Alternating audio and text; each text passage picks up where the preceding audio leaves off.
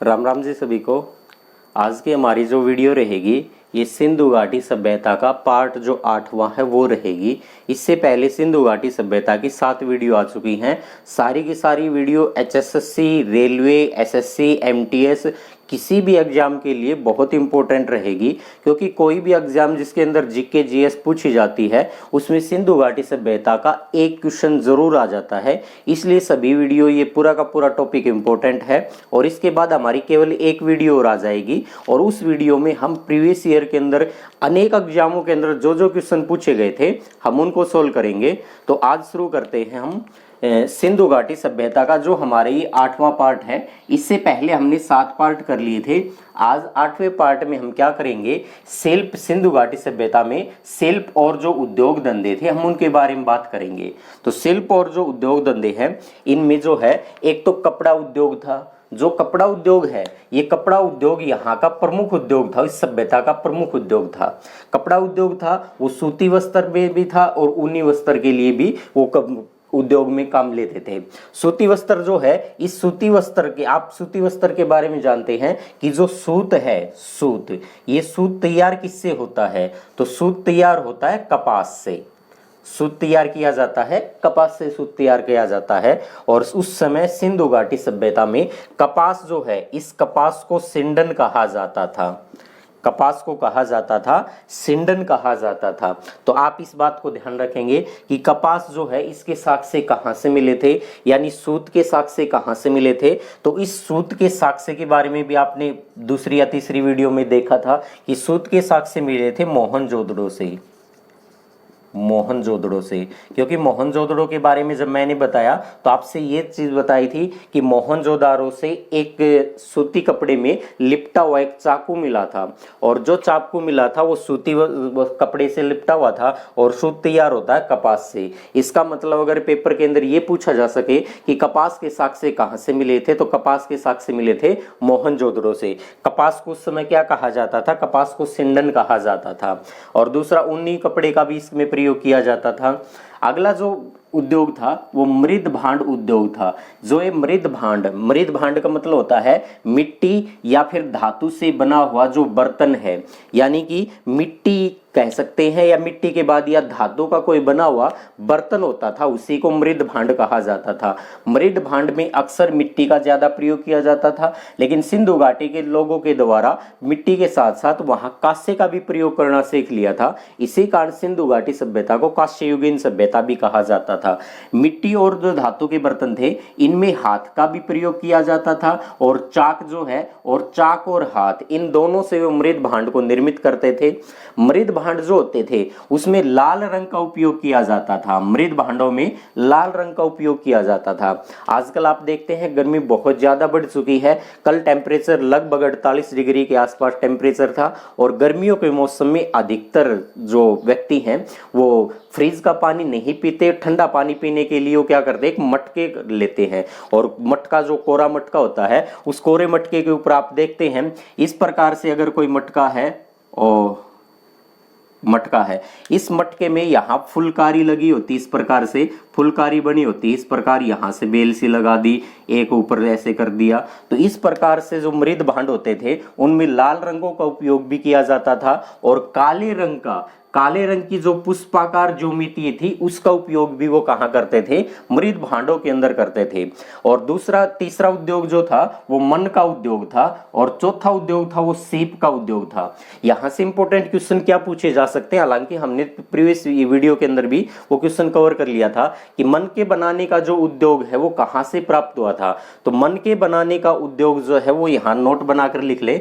Note बनाकर लिखा कि मन का उद्योग जो है, ये मन का उद्योग में एक तो उपयोग किस किस का किया जाता था, तो मन का उद्योग जो है इसमें मिट्टी का उपयोग भी किया जाता था मन का बनाने के लिए, गोमेद का उपयोग भी किया जाता था, फिरोजा का उपयोग भी किया जाता था, लाल पत्थर का उपयोग भी किया जाता था, चांदी और सोने जो है इनका भी उपयोग किया जाता था मन का उद्योग के अंदर। मन के उद्योग जो है इसके शाख से भी मिले हैं और मन का उद्योग के शाख से कहां से मिले हैं, मन का बनाने के जो शाख से हैं वो 2 जगह से इंपॉर्टेंट रहेगा। एक रहेगा लोथल, लोथल से भी मन के बनाने का कारखाना जो मिला है, लेकिन लोथल से बड़ा कारखाना, लोथल से मन का बनाने का कारखाना मिला है, लेकिन लोथल से बड़ा जो कारखाना है वो चनहुदड़ो,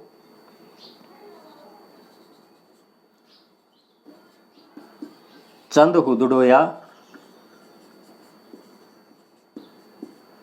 चनहुदड़ो यहां से मिला है। यहां से जो कारखाना मिला है वो लोथल से बड़ा कारखाना मिला है, लोथल से भी मिला है, लेकिन लोथल से मिला है वो छोटा कारखाना था, इस चनहुदड़ो की अपेक्षा छोटा था। और बड़ा कारखाना कहां से मिला था? चनहुदड़ो। तो मन के बनाने के कारखाने के साक्ष्य कहां से मिले थे? लोथल से मिले थे और चनहुदड़ो से मिले थे।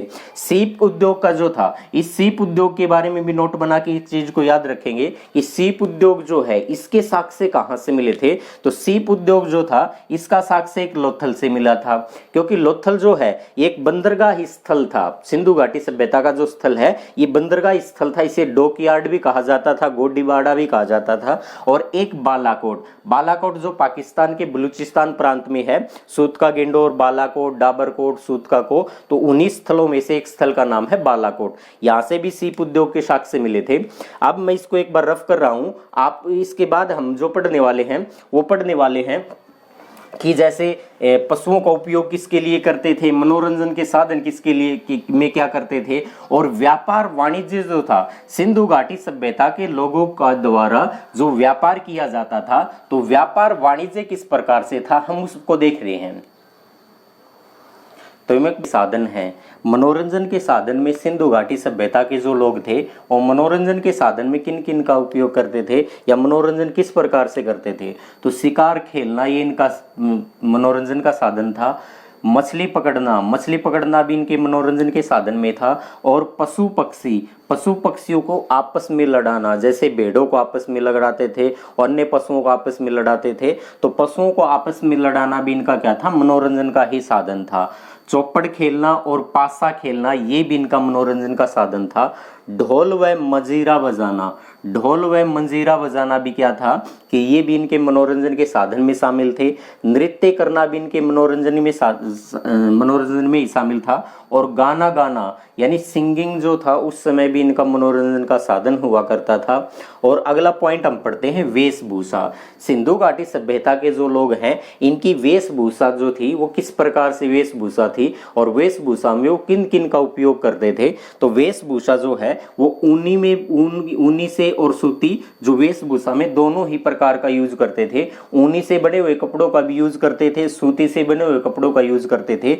सूत से जो बना हुआ कपड़ा था यानी सूती जो कपड़ा था उसमें वो कढ़ाईदार कपड़े का प्रयोग करते थे। इसके हमें साक्ष्य भी देखने को मिले थे। मोहनजोदड़ो से एक 3 पत्तियां साल ओढ़े हुए एक ध्यानमग्न योगी के साक्ष्य मिले हैं।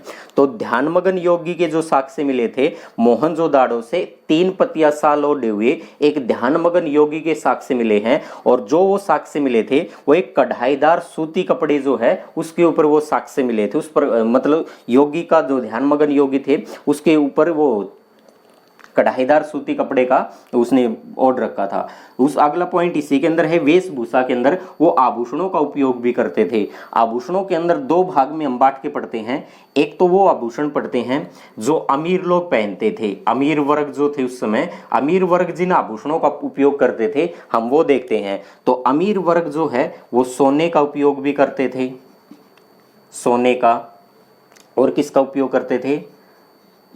चांदी का, और किसका उपयोग करते थे? माणिक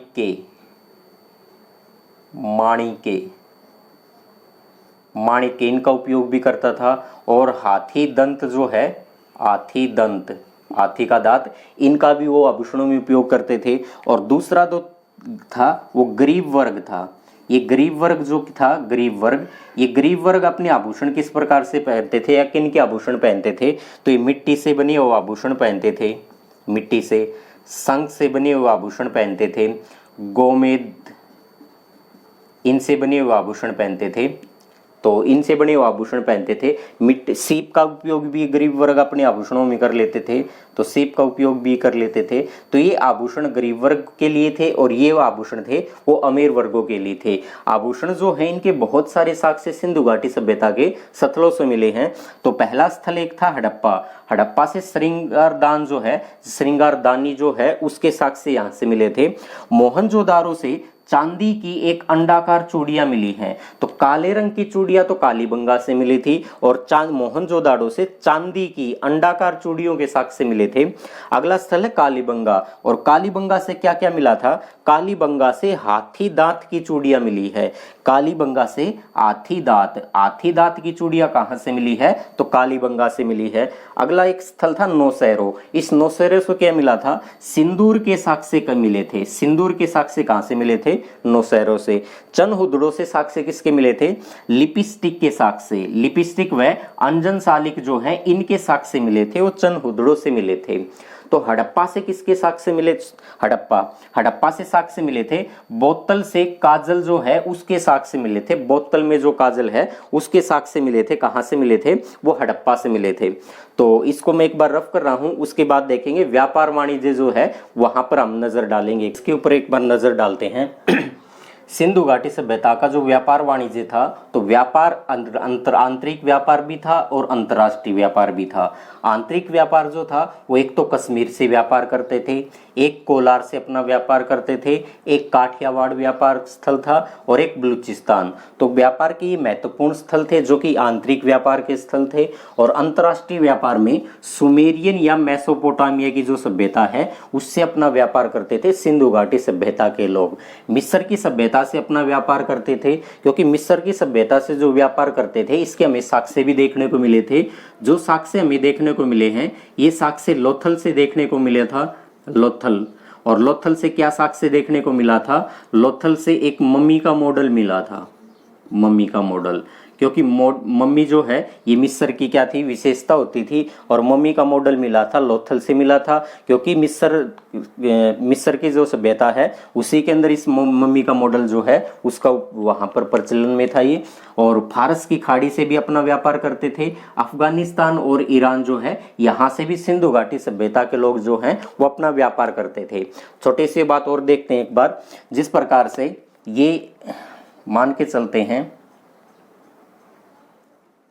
ये हमारा भारत है इस प्रकार से, और यहां से शुरू हो जाता पाकिस्तान, ईरान, इराक। यहां एक खाड़ी आती है, उस खाड़ी से सभी संबंधित होंगे लगभग।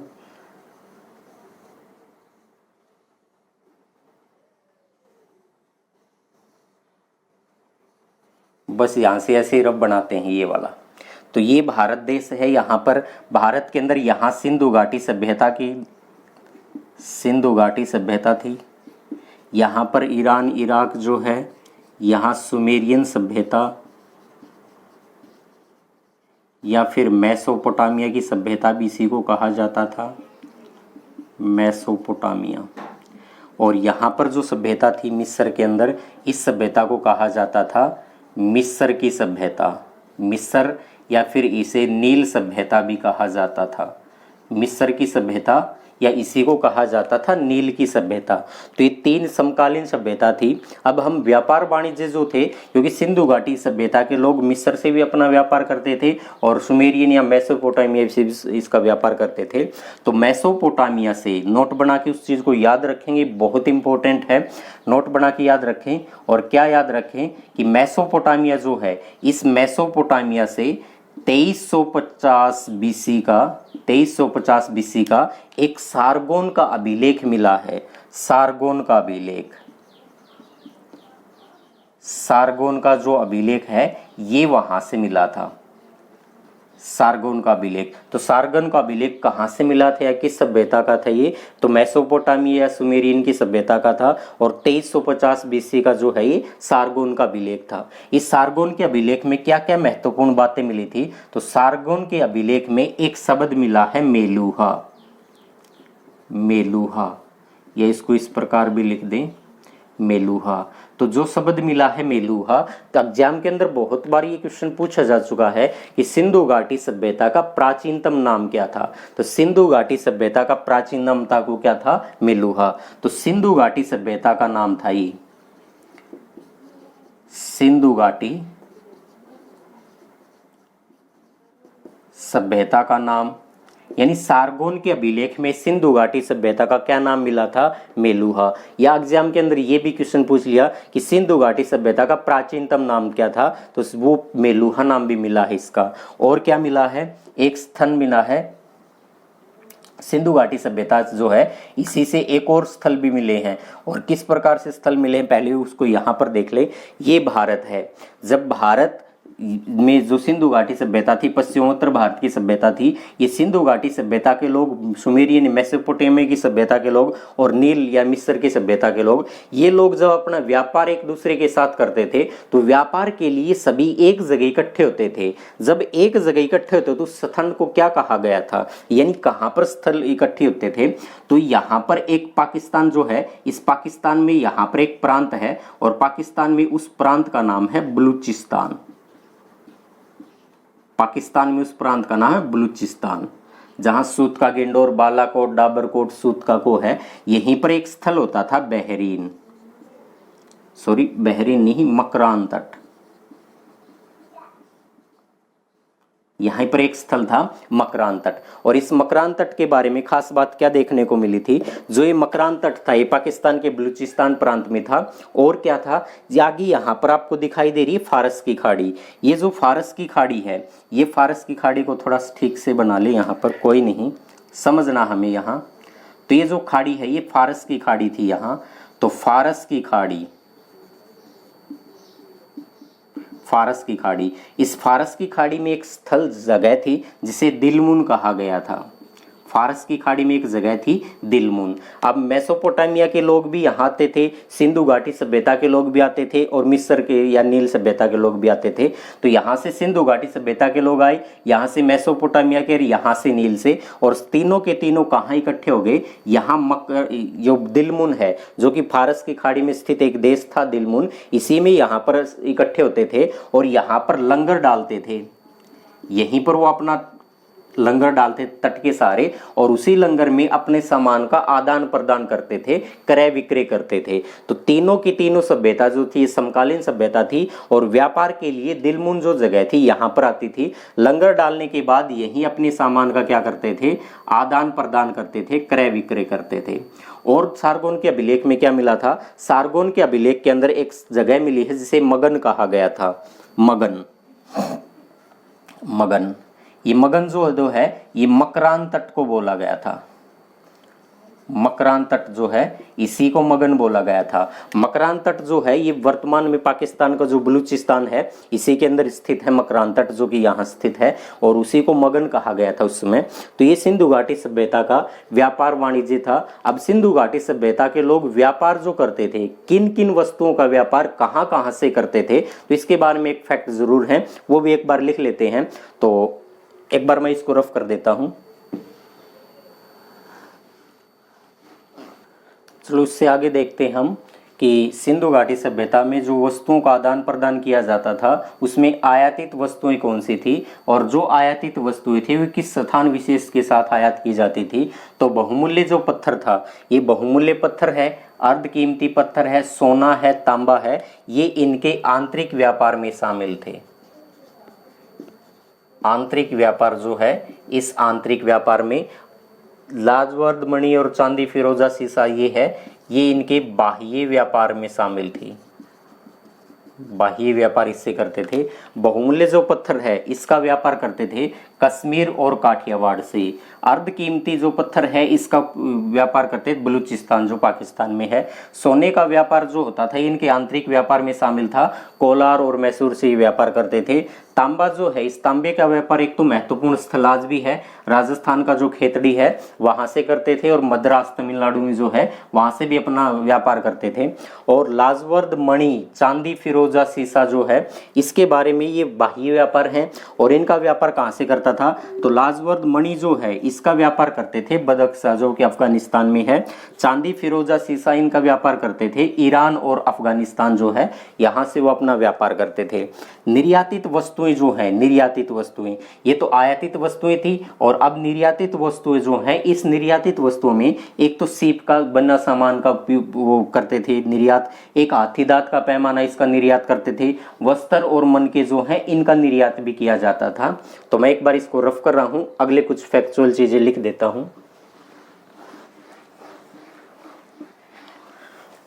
सभ्यता के अंदर जो व्यापार वाणिज्य करते थे तो उसमें माध्यम क्या होता था, एक तो पैमाना था, जो पैमाना था वो हाथी दांत का पैमाने का प्रयोग करते थे और हाथी दांत का जो पैमाना था इसका प्रयोग करते थे।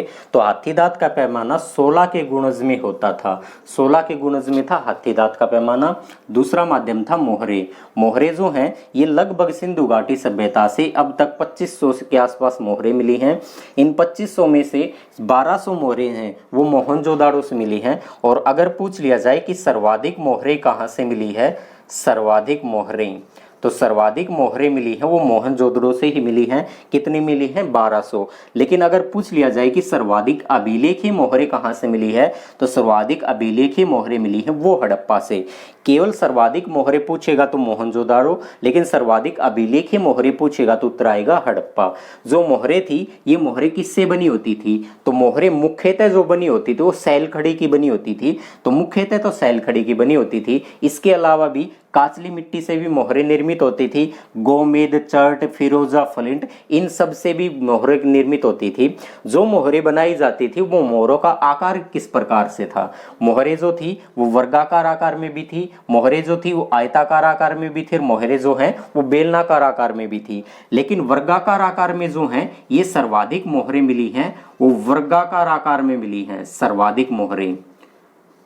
तो सर्वाधिक मोहरे जो मिली हैं वो वर्गाकार आकार में ही मिली हैं। तो ये इनसे संबंधित फैक्ट था। अगला फैक्ट हम देखते हैं सिंधु घाटी सभ्यता की जो लिपि है उसके बारे में।